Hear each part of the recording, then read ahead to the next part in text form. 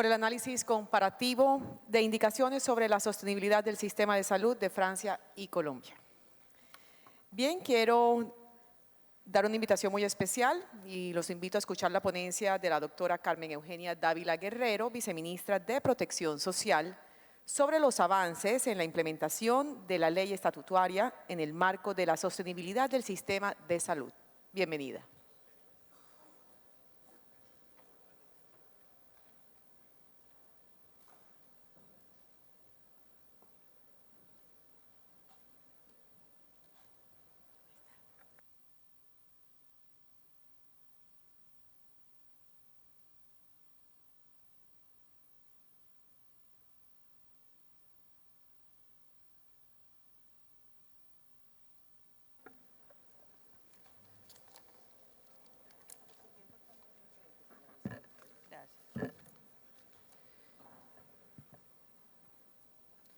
Bueno, primero que todo, un saludo muy especial para todos los asistentes, con los agradecimientos a la ANDI, al doctor Bruce McMaster, a todos los directivos de la ANDI y a todos los asistentes.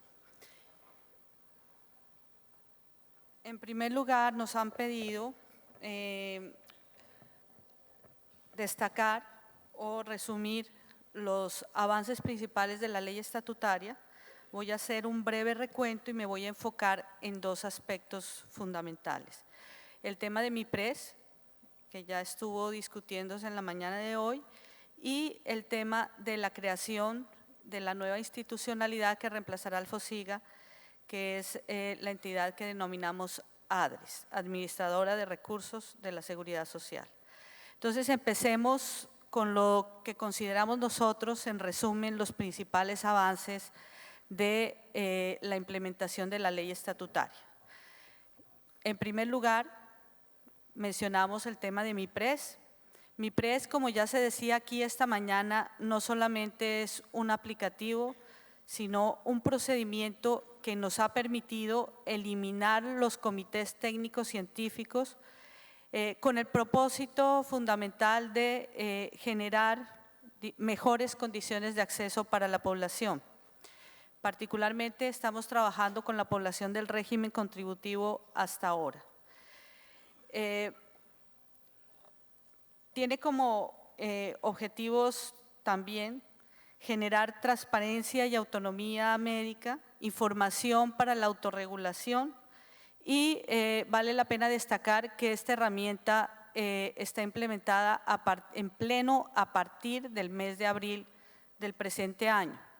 En diciembre fue voluntario la implementación por parte de algunas IPS, EPS, y digamos que a 2 meses y 15 días de implementación creo que es muy apresurado sacar una conclusión sobre, digamos, lo que se mencionaba esta mañana sobre si se elimina, si no se elimina. Creemos nosotros que este tipo de herramientas tenemos que dejarlas consolidar, mejorar lo que haya que mejorar y, digamos, avanzar en la ruta que se ha diseñado. El segundo tema que queremos destacar como avance de la ley estatutaria son las reglas de afiliación. Nosotros veníamos en el sistema con unas reglas de afiliación y acceso y definición de derechos, forma como los ciudadanos accedían a los derechos de salud, unas reglas desde el año 1995, 1996, que ya resultaban caducas de acuerdo a la jurisprudencia de la Corte y a la misma filosofía de la ley estatutaria. Entonces, básicamente lo que nosotros hicimos es recoger todas esas normatividad dispersa en más de 13 decretos y más de 14 acuerdos del Consejo Nacional de Seguridad Social en Salud y acoplar toda esa reglamentación a las nuevas reglas de juego determinadas por la Ley Estatutaria de Salud. Este decreto, que es el decreto 2353 incorporado en el decreto 780 de 2016, se implementa a partir de enero de 2016 en fases y el próximo año tendremos uno de los elementos fundamentales que se ha estructurado en este decreto y que es el sistema de afiliación transaccional que permitirá al país contar con una base de datos única en tiempo real, en línea, y que servirá de comprobador de derechos. No solamente servirá para efectos de pago de los recursos de la UPC y los reconocimientos de las prestaciones individuales, es decir, los medicamentos, procedimientos, insumos no POS, sino también como único comprobador de derechos que hoy en el país no lo tenemos. Creo que esto es un avance significativo. El desarrollo ya está en los primeros módulos de producción y está a disposición del público en general. En tercer lugar, podemos destacar el modelo de atención para zonas dispersas, que es reconocido en la ley del plan y que se implementó como un piloto en el departamento de Guainía a partir de junio de 2016. Hemos avanzado también en el plan de beneficios implícito, considerado de acuerdo a la interpretación que le hemos dado a la ley estatutaria y a la filosofía de la misma, como el derecho colectivo al que tenemos todos los afiliados al sistema.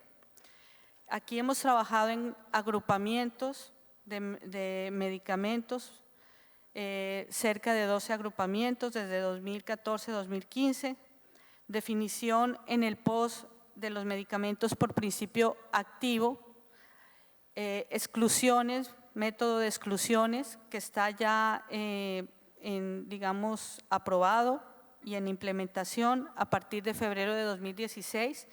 En este momento tenemos, como creo que la mayoría de ustedes saben, 76 tecnologías nominadas para evaluación de acuerdo a un procedimiento que tiene un componente científico y participativo de la comunidad y de los usuarios involucrados.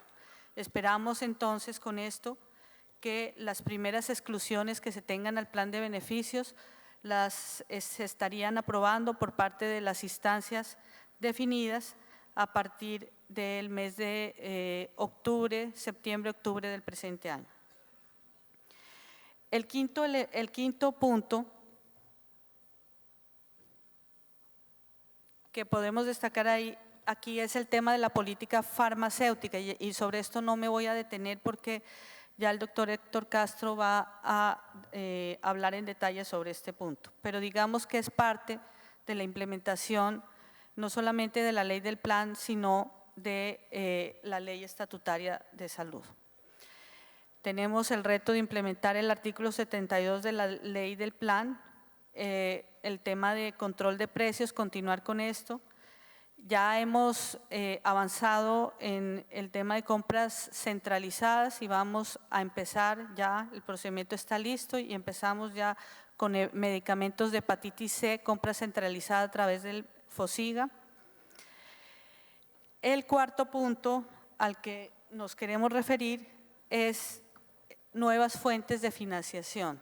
Toda esta coyuntura, y como ya lo dijo el ministro en el video que tuvieron ustedes la oportunidad de escuchar esta mañana, hemos logrado para el sector medio punto adicional en la reforma tributaria, 900.000 millones de pesos. Más adelante hablaré un poco de si esto es suficiente o no, pero sí logramos recursos adicionales en la reforma tributaria.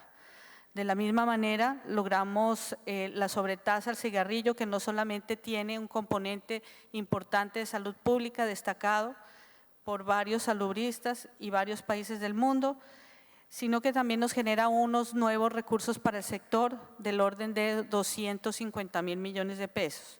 Y la ley de licores recientemente aprobada también nos genera unos recursos del orden de 70.000 millones de pesos. Tenemos como quinto punto que queremos mencionar la implementación de la ADRES, que es la entidad administradora de recursos del Sistema General de Seguridad Social en Salud. Esta es una nueva institución que va a reemplazar al FOSIGA, pero sí quiero decir lo que no es esta entidad. Esta entidad no es salud mía. Ustedes recordarán que se hizo un intento de reforma a la Ley 100 y se hablaba de una entidad que iba a asumir ciertas funciones del aseguramiento. De eso no se trata esta entidad. Ya más adelante explicaré en qué vamos. Empieza a operar en plena producción ya a partir del 1 de agosto y va a ser la institución que reemplazará al FOSIGA y va a ser algo así como un banco de la seguridad social, que era una especie de anhelo de muchos de los que hemos trabajado en este sector por muchos años. Entonces, quisiera enfocarme en los puntos que les dije. MIPRES y algunos resultados recientes. Entonces, primero decir que queríamos con MIPRES. Primero, pues implementar la ley estatutaria de salud, eliminar el trámite de autorizaciones ante el Comité Técnico Científico para garantizar un mejor acceso a los ciudadanos a los servicios de salud, con énfasis en la autonomía médica y la autorregulación que se puede hacer si existe información, que es otro de los objetivos de MIPRES. Frente a resultados resumidos, podemos decir que el 94% de lo prescrito no ha requerido autorización por parte de un tercero. Recordemos que aquí en MIPRES existen dos instancias: la definición y prescripción por parte del médico, que genera una, digamos, orden de suministro, y algunas tecnologías que tienen que ir a las juntas que se instalan en los hospitales y que tienen, digamos, un análisis de pares. Entonces, el 94% de las prestaciones solo requirieron de la prescripción médica. El 6% requieren autorización por parte de un tercero, que en este caso son las juntas de pares de las instituciones hospitalarias. También como objetivo queríamos mejorar la oportunidad en la calidad de la información, tener información para que los médicos y los profesionales de la salud pudieran hacer su autorregulación y obviamente mejorar la gestión de suministro, que ya veremos más adelante es el punto donde estamos más débiles. Contamos entonces hoy con datos en línea que nos permiten conocer lo que está pasando cada día, y parte de lo que estamos presentando aquí se refiere a eso. Frente a la entrega oportuna, que era un punto que se mencionaba esta mañana, hicimos dos encuestas, con un mes de diferencia, cada una de ellas. En la primera encuesta encontramos que el 57% de los medicamentos prescritos se habían entregado de manera oportuna, y en la encuesta 2 el 66%. Esa cifra que se mencionó acá, que mencionó alguien, dijo el 14 o 10% se ha suministrado, y que el doctor Arias comentó que era un subregistro de información. En efecto, es un subregistro de información por parte de las EPS. Este sondeo que nosotros hicimos, lo hicimos con llamada y contacto telefónico con el paciente directamente, y lo pudimos corroborar de esa manera. Obviamente esto no disculpa la omisión que han tenido las EPS en este tipo de información y la integración que han debido tener con los proveedores de las tecnologías. Vamos a mirar en la siguiente gráfica cómo ha venido creciendo la distribución de las prescripciones por tipo de servicio. Como ustedes pueden observar, arrancamos voluntariamente en diciembre de 2016 y obligatoriamente en abril. Hoy en día, o por lo menos al 30 de mayo, no tenemos cifras a hoy, tenemos tecnologías prescritas del orden de 1.401.000 prescripciones, que se componen de medicamentos, productos nutricionales, procedimientos, servicios complementarios, dispositivos médicos. En la siguiente gráfica podemos observar este mapa que nos muestra las IPS que están prescribiendo en MIPRES. Entonces podemos decir que en estos 2 meses y medio de implementación, en todo el país se está prescribiendo MIPRES. 2.568 prestadores de servicios de salud distribuidos en todos los departamentos del país. Obviamente se concentran en las grandes urbes, pero podemos dar un parte de que en todo el país se está prescribiendo a través de MIPRES. En la siguiente gráfica podemos observar los profesionales independientes. La anterior era prestadores, esta es profesionales independientes prescribiendo MIPRES, que ya están prescribiendo MIPRES. La mayoría médicos especialistas, profesionales especialistas. Vemos que en casi todo el país, excepto en algunos departamentos que por sus mismas condiciones no tienen acceso a muchas de las especialidades, se están prescribiendo profesionales independientes. En la siguiente gráfica podemos ver total de fórmulas, que es distinta a la primera gráfica que les presenté, que eran servicios. Este es total de fórmulas presentadas a nivel nacional. Entonces, aquí vemos que en todos los departamentos del país se ha formulado, se ha prescrito 1.184.000 servicios o fórmulas se han expedido. Estas fórmulas pueden tener 1, 2 o 3 servicios o tecnologías, pero podemos concluir con las gráficas que les acabo de presentar que hay una cobertura en todo el país y que se ha logrado gracias al esfuerzo de los prestadores, de los médicos, de las EPS, en 2 meses y medio de implementación plena de esta medida. Quiero mostrar el top de los 10 medicamentos y diagnósticos que más generan prescripciones por MIPRES hoy. Esta información en el pasado la conocíamos con 1 año de diferencia. Hoy en día los médicos van a tener oportunidad de tenerla al día para sus procesos de análisis y autorregulación. Obviamente esta información la estoy mostrando aquí, pero en el caso de los médicos se va a entregar pues totalmente solo para ellos para que puedan hacer sus distintos análisis. Entonces, en el caso de medicamentos vemos como uno de los más prescritos es la pregabalina, acetaminofén más hidrocodona, y en el caso de diagnósticos, el top de los diagnósticos, hipertensión esencial primaria, que también se puede tratar con muchas gamas de medicamentos incluidos en el POS, y la diabetes mellitus no insulinodependiente. Para los que les interese, pues vamos a dejar aquí la presentación. Aquí es importante esta gráfica que nos muestra los resultados de la actividad de las juntas de profesionales de salud. Entonces vemos en la prescripción de medicamentos, productos nutricionales, servicios complementarios, cómo las juntas han venido aceptando, en el caso de medicamentos el 36%, en el caso de productos nutricionales el 65% y servicios complementarios el 58%.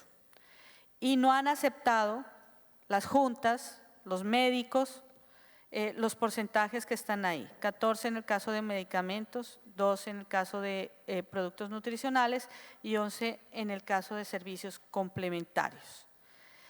Esto para nosotros es un buen síntoma y se refiere mucho a esos medicamentos por fuera de etiqueta que dentro de las matrices, digamos las tablas de referencia están permitidos formular para algunos casos, pero los médicos en su saber y entender pues han negado en algunos casos la prescripción. Y eso es lo que nosotros creemos que se debe destacar porque digamos los médicos están ejerciendo su autonomía y son los que están definiendo la prescripción. Quiero mostrarles el resultado de las dos encuestas que hicimos, con un universo en la del 28 de marzo de 446 personas y en la del 26 de mayo de 455 personas. Se logró contactar a 321 en un caso y a 311 en otro caso. Me voy a referir a los resultados. Pudimos corroborar que hay entrega oportuna en esa muestra, en el caso de la encuesta del 28 de marzo del 57% y en el caso de la encuesta del 26 de mayo del 66%. Hoy en día puede ser un porcentaje superior, pero digamos que ese es el resultado dicho por cada paciente a ese corte. Cuando les preguntamos sobre entrega completa, en la primera encuesta el 64% dijo que sí le habían entregado completamente los medicamentos o los insumos y el 72%, y en el caso de la encuesta del 26 de mayo el 72%. En cuanto a entrega incompleta, en los dos casos el 28% de las personas dijeron que les habían entregado la fórmula de manera incompleta y sin entrega en la del 28 de marzo el 8% y el 26 de mayo, en la encuesta del 26 de mayo, el 0%. El tiempo promedio máximo de entrega está en el caso de la primera encuesta en 27.2 días y en la del 26 de mayo en 28.8 días. ¿Qué nos muestra eso? Que en 2 meses estamos mejorando de manera sustancial, que tenemos sí un problema en el tema de oportunidad y de suministro, y quiero yo controvertir un dato que dijo alguien aquí en el panel de la mañana, que se estaban entregando en el sistema anterior los medicamentos a 12 días, las encuestas y los sondeos de opinión no decían eso, se estaban entregando entre 30 y 60 días. En cuanto a MIPRES, quisiéramos mencionar algunos retos y dificultades. Entonces, el primero y el más evidente y el que más nos preocupa es la garantía de suministro a cargo de la EPS, que tiene que armar sus procesos para poder, digamos, con su proveedor, hacer las entregas oportunas. Aquí, cuando se habla de un 10% de entrega, claramente debemos decir que es un subregistro, que esto no es lo que dicen las encuestas o los sondeos que nosotros hemos hecho. Aquí hay un riesgo de que no se pueda garantizar el goce efectivo del derecho si esto no mejora y tenemos pues un reporte del orden del 23%. Dificultades en el caso de las juntas de profesionales, la operativización de las mismas dentro de las IPS. ¿Esto qué nos puede generar? Problemas de oportunidad en la toma de decisiones. Y tenemos un dato que hay procedimientos o tecnologías en proceso de aprobación por parte de las juntas del orden de 33%. Obviamente este dato nos preocupa y puede tener un efecto en el suministro de los medicamentos no POS. En el caso de los profesionales de la salud, observamos que el mayor problema está en el tema de la justificación. Entonces, esto a veces obliga a hacer reprocesos y obviamente retrasa el suministro del medicamento. La conclusión para nosotros es que a 2 meses y medio o 2 meses aquí con los datos que les estoy presentando de evaluación, el resultado es exitoso para nosotros, que naturalmente tenemos que trabajar en consolidar esta herramienta y que lo deseable es que en el caso del régimen subsidiado de salud también se extienda, digamos, la forma de prescribir a través de este mecanismo. Es imposible hacerlo por cuanto tenemos la responsabilidad en el caso de las entidades territoriales para el pago de los no POS está en cabeza de los departamentos y tenemos 32 fondos departamentales de salud que requieren una infraestructura, un esfuerzo, que en el caso del ministerio lo hizo, ha invertido unos recursos, en el caso de las entidades territoriales sería un poco más difícil, pero sí creemos que en la reforma a la ley 715, que deba ser el siguiente gobierno tendrá que considerarse esa posibilidad. Por lo pronto vamos a arrancar con unos pilotos en algunas entidades territoriales que están dispuestas a hacer la inversión, el esfuerzo, como el Distrito de Bogotá, el Departamento de Cesar, entre otros. Se está acabando el tiempo, entonces rápidamente me quiero referir al tema de la ADRES. Y esta gráfica quiero explicárselas para que ustedes se den cuenta de la complejidad que tenemos hoy con el FOSIGA. El FOSIGA es una cuenta escrita al Ministerio de Salud, es un tema virtual, se maneja por encargo fiduciario una parte, no tiene personería jurídica y además se colgó del FOSIGA en virtud de la ley 1438 una figura que se llama el mecanismo de recaudo y giro de recursos del régimen subsidiado, que tiene que ver con las rentas territoriales que se destinan a la financiación del régimen subsidiado.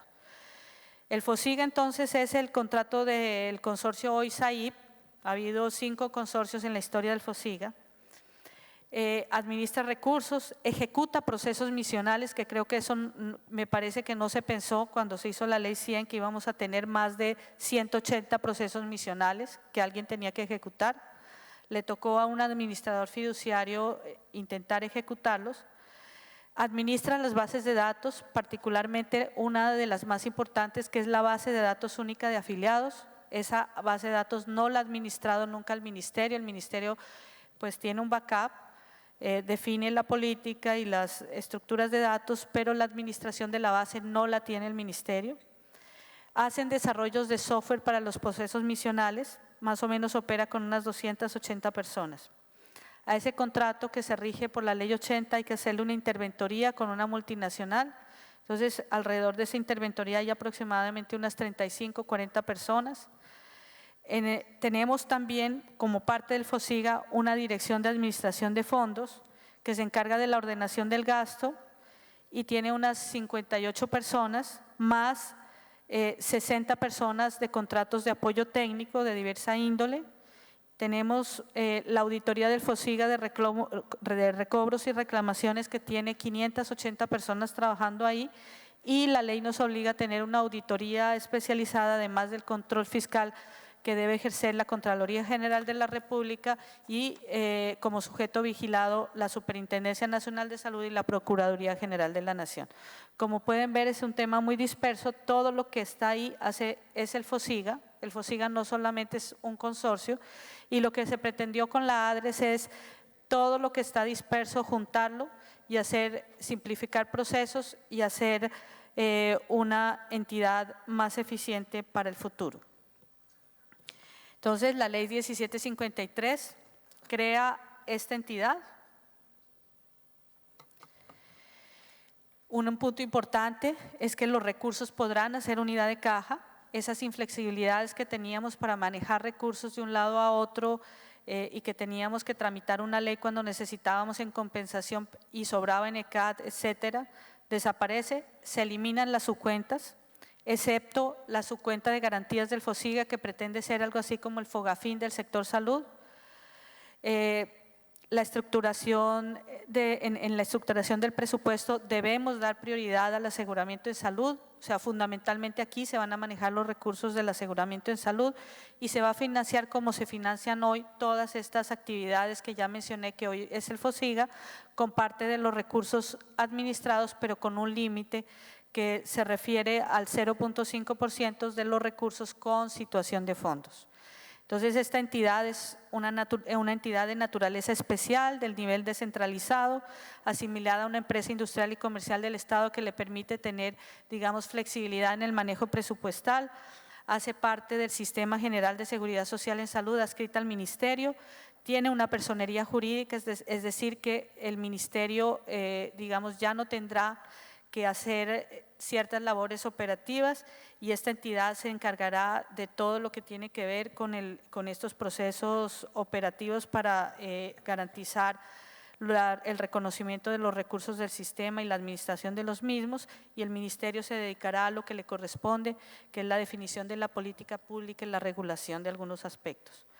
En lo laboral, se regirá por las normas generales de los empleos públicos. Esta no va a ser una empresa que tenga sueldos astronómicos, una empresa modesta, austera. En materia de contratación aplicará el régimen público y queremos destacar que aquí en el gobierno corporativo, hoy en día el Consejo de Administración de los Recursos del FOSIGA es el mismo ministerio. No queremos y no vemos conveniente que en el futuro sea solo el ministerio el que defina cómo se administra el FOSIGA. Por lo tanto, se estructuró un gobierno corporativo conformado con una junta directiva de la que hará parte el Ministerio de Salud, el ministro de Hacienda y Crédito Público, o un delegado, el director del DNP, un representante de los gobernadores, porque vamos a manejar, digamos, sus rentas. No se quita la titularidad con este procedimiento, sus rentas territoriales destinadas al aseguramiento en salud y obviamente también un representante de los alcaldes por la misma razón que mencioné. Solamente para que vean el monto de los recursos que manejará, casi son prácticamente todos los del sistema, excepto los recursos que van a financiar la salud pública y los recursos para la población pobre no cubierta con subsidios a la demanda y otras inversiones de las entidades territoriales, es decir, va a manejar aproximadamente 40.8 billones de pesos, todos con destinación específica.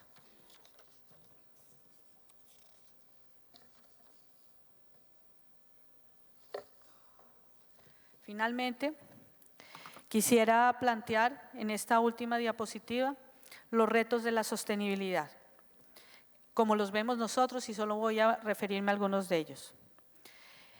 En el déficit corriente de la presente vigencia todavía tenemos un déficit de aproximadamente 400.000 millones de pesos que la autoridad presupuestal tendrá que revisar con manejo interno. En todo caso, tenemos la garantía de que no existirá cesación de pagos, nunca lo ha existido en 22 años de operación del FOSIGA, no va a pasar en este año.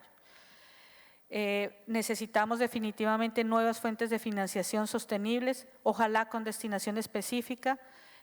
Nosotros hicimos una propuesta, el ministro y su equipo hicimos una propuesta muy sustentada, respecto al impuesto de bebidas azucaradas que corrió la suerte que corrió y otras alternativas para poder generar unos recursos sostenibles en el tiempo, porque definitivamente se requieren mayores recursos para lo que viene, para el próximo año y las siguientes vigencias.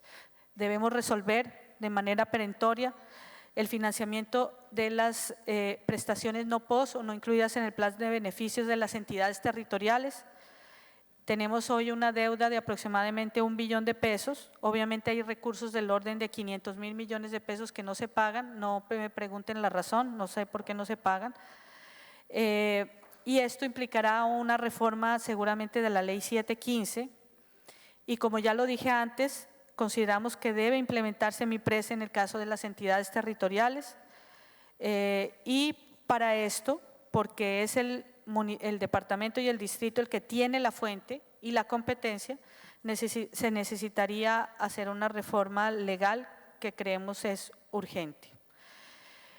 Frente al buen uso de los recursos, entonces quisiéramos mencionar que estamos trabajando en unas alternativas, un decreto reglamentario con nuevas formas de contratación, relaciones EPS-prestadores. Creo que tenemos que abordar el tema del riesgo compartido entre aseguradoras y prestadores de servicios de salud. Estamos convencidos de eso. Debemos darle continuidad a la política farmacéutica. Tiene que haber un control del recaudo territorial. Definitivamente esas rentas territoriales que suman, de acuerdo al último registro, cerca de 2 billones de pesos, hay que hacerles un mayor control. Debemos continuar con el saneamiento de pasivos del sector y aquí me voy a referir al tema del pago de la liquidación de Caprecom, que como lo ha dicho el ministro, es una deuda soberana, se ha querido honrar porque Caprecom fue una entidad de propiedad del Estado, administrada por el Estado. En ese caso se dispusieron el año pasado medio billón de pesos para pagar a creencias, medio billón de los cuales se ha pagado 495.000 millones de pesos ya. Los títulos se realizaron, y se pagaron las deudas. La intención nuestra es que mínimo podamos gestionar en menos de un año otros 500.000 millones de pesos para que se pueda avanzar en el saneamiento de esas deudas. Por otro lado, está el tema de la liquidación y pago de otros pasivos importantes, muchos otros pasivos, pero me voy a referir a los de Cafesalud y Saludcop, enfatizando en que el proceso de venta de Cafesalud es una solución que debe darse y que consideramos que es la más adecuada para el sector, para los afiliados, para los prestadores y para el mismo sistema.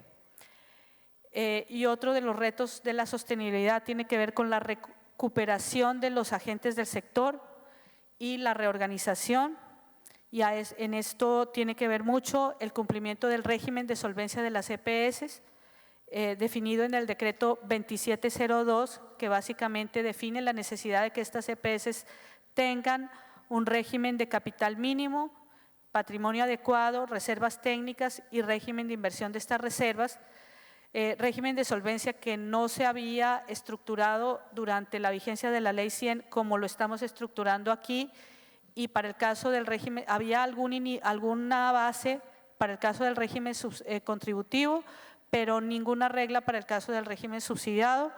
El decreto salió en el año 2014 y las entidades están en proceso de recuperación y de capitalización. Para esto estas son las reglas claras, en este caso de las que el ministro ha hablado, pero para esto necesitamos generar estabilidad para los actores, que estas reglas se cumplan, que tengan vocación de permanencia. Necesitamos avanzar en los procesos de reorganización empresarial.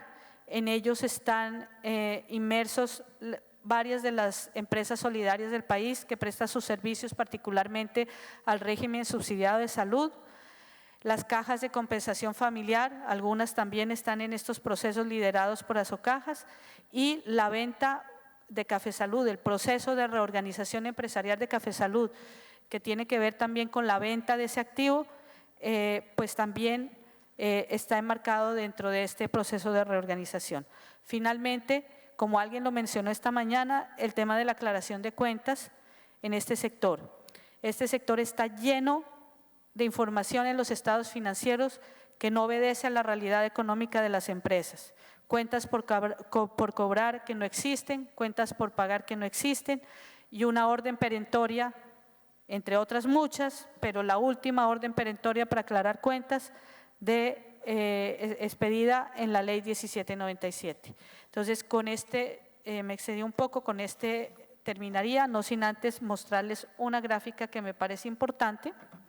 Aquí hemos borrado tanto el laboratorio como el medicamento, sencillamente mostrarles aquí que un mismo proveedor de medicamentos, lo borramos el medicamento, los números 2, 3, 4, 5 significan EPS, y hemos determinado, visualizado cómo hay diferencia, una dispersión de precios. El mismo proveedor con distintas EPS, un mismo medicamento, miren los precios de hepatitis C, miren los precios a los que se está vendiendo, la diversidad de precios es un punto en el que tenemos que seguir trabajando.